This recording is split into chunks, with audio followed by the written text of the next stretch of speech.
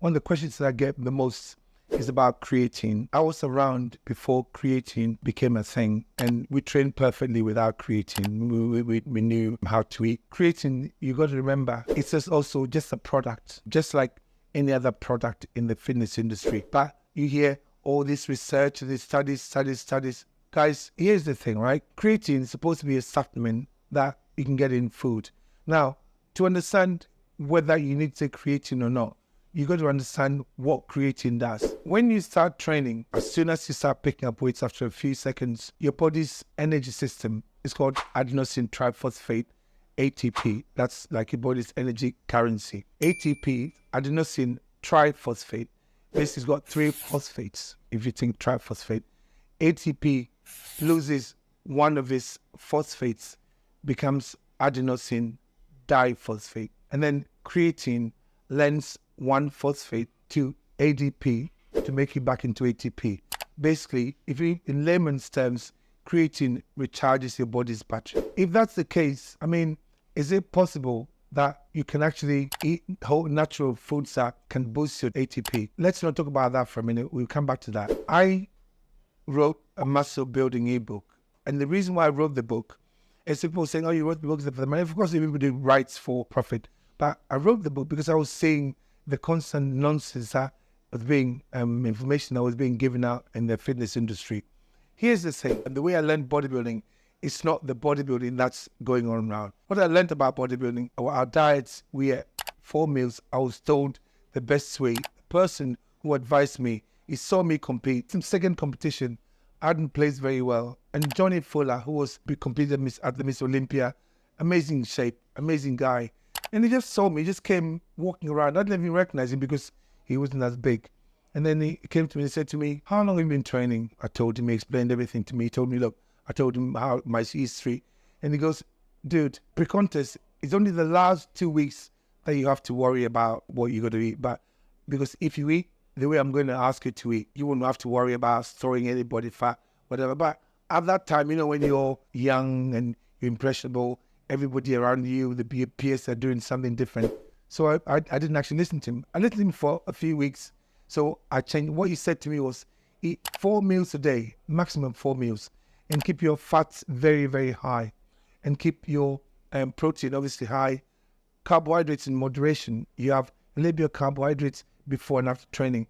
And he suggested sweet potatoes, normal potatoes, rice, black rice. He mentioned black rice, and he mentioned wild rice, and jumbo oats or silka oats. I never really understood what he meant, because what he was trying to tell me was this: train your body to learn to access both fats and carbohydrates at the same time. Because most of us, especially in the fitness industry, we are metabolically inflexible. Metabolic flexibility also means fat adaptation.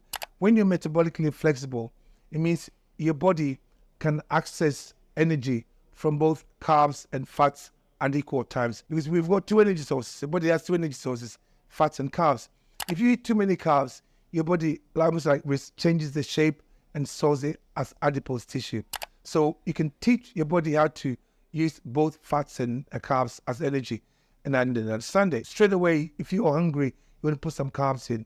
Everybody does that. Oh, you're hungry, put the carbs. And when you go get a plate, it's a big portion of rice and with the carbs, and then a small portion of protein. He goes, change it. Do it the other way around. Have more fat, have more protein, and then a small amount of carbs. In fact, get your carbs from vegetables only. So I was eating avocados, but what he said was right. That energy from the food that I was eating was being saved as ATP for me to access straight away. That means that I didn't need to take any creatine. And that's what I'm trying to share with a lot of new fitness people who are trying to build muscle. Creatine is just another product. Doesn't matter what you study, what research you hear, it's all the same.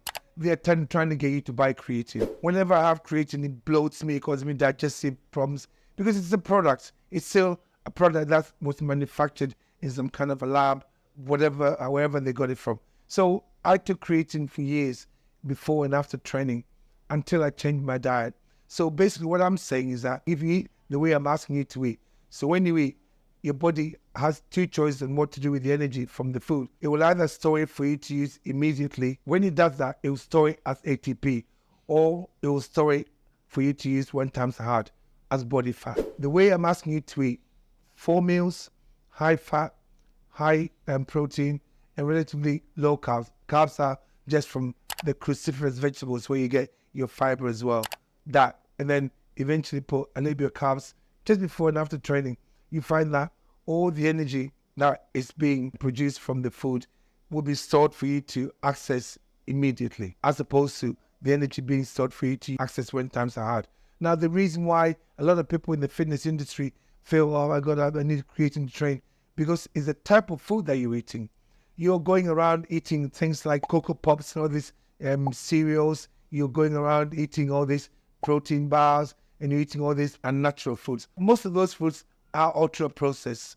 You've got no idea what they're doing to your body. Even though you may be building muscle, there's something else giving somewhere else. So most of the foods that you're eating, your body is treating almost as sugar. You know, your body treats them as sugar. So the energy from that food is being stored as fat for you.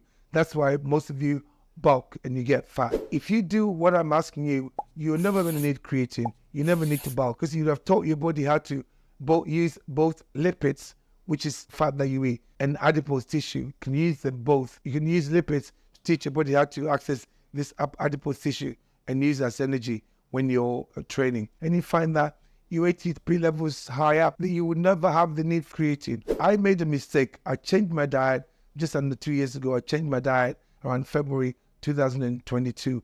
I decided, okay, I'm going to take all my carbs out. I took all my carbs out. And then before, I used to have need creatine before I trained. I took my carbs out, replaced them with high fats, and absolutely no, I just feel incredible. Now, I decided one day, let me try. I took 5 grams of creatine before I trained about 5 p.m. And I was literally up all night. I realized that I've got enough ATP. My body produces, and everybody knows how to access that. It doesn't make any sense at all. If you bodybuilders are walking around, you're trying to build muscle, you're carrying body fat, and you're still needing something to give you energy. Learn how to access this energy. You do that by eating foods that get you to become metabolically flexible. Once you're metabolically flexible, again, they call it fat adaptation. Once you're fat adapted, you've got metabolic flexibility. You can access this energy and use it abundantly. The body can only store about half a teaspoon of glucose in it at once, of carbs that is. Whereas when it comes to fat, it can store endless amount of fat. So all I'm asking you is this: if you're obsessed with creatine, I'm saying that creatine is just another product manufactured by the fitness industry or these companies to sell it to you. I've been there before. It will help. Of course, it will give you the boost that you need. But I'm saying that if you eat properly, you will not need to take creatine again. I mentioned about the foods that are high in creatine. Like even cheese is high in creatine. Red meat, just try and do some research and find out the foods that are high in creatine. The way to make sure that you don't need creatine is to make sure that you're teaching your body how to access this energy. It doesn't make any sense that you need a stimulant like a pre-workout, you need creatine. It doesn't make any sense. You've got enough energy on you. I see off-season bodybuilders, they say we are bulking. Their face look miserable, they got big guts, they got like whatever, they're carrying unnecessary body fat. And from what my first ever coach, Johnny Fuller, explained to me, he said, no, you don't need that. You don't actually need to be taking any other products. Get all your energy from food. Bodybuilders get up in the morning now, you jump on the porridge. I was guilty of that. You jump on the porridge, before you know it, your insulin level goes up, and straight away you cut it, you shut it off by putting a lot of porridge in there. Your body treats the porridge just like it treats sugar. And then you feel tired, and then you eat all the rice, like I was eating chicken and rice all the time. At least I was eating real food, but chicken and rice, you eat all of that. And then eventually, when you get to time you have to train, you're knackered. Because when there's too much insulin in your body, your energy expenditure is slightly curtailed. Your body stops expending too much energy because giving your body instructions to store energy for a rainy day. In answer to your question, creatine is just another product. If you eat correctly, you will not need to take any creatine, because creatine is just something that has been made to sell it to you. There are certain foods that contain creatine. Like I mentioned before, cheese, one of them, red meat, steak, red meat. I used to eat red meat every day when I was bodybuilding because I ate it for the creatine. The creatine monohydrate, I could not tolerate it. It's giving me constant gut problems. The only one I could take was really the creatine as a ester. You got different preparations, creatine, malate. There's so many different ones. But then these are all marketing, things that are being made to sell to you. If you sort out your nutrition, you will not need to take any creatine. So as far as I'm concerned, adding creatine is a waste of money if you want your health to be on point. If you enjoyed this video, like and subscribe to our channel. It helps us grow and we can provide more content. Thank you for watching.